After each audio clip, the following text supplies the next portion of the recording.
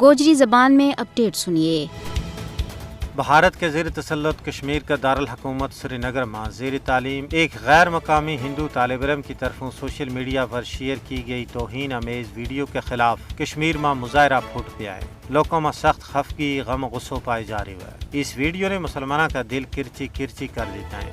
اس گستاخانہ video کا share کرنے کا واقعہ کے خلاف کل جماعتی حریت کانفرنس نے جمعہ مقبوضہ ریاست جموں کشمیر میں مکمل بند کی کال دیتی ہے۔ اس تو علاوہ متحدہ مجلس عمل نے بھی اپنا بیان میں کیا ہے کہ نیشنل انسٹیٹیوٹ آف ٹیکنالوجی میں غیر ریاستی ہندو طالب علم کی توہین آمیز حرکت مسلمانوں واسطے ناقابل قبول اور ناقابل برداشت ہے، کیونکہ مسلمان ہر چیز نہ برداشت کر سکیں لیکن اپنا مقدس دین اور اپنا پیارا نبی محمد مصطفیٰ صلی اللہ علیہ وآلہ وسلم کی توہین کسی بھی صورت میں برداشت نہیں کر سکتا۔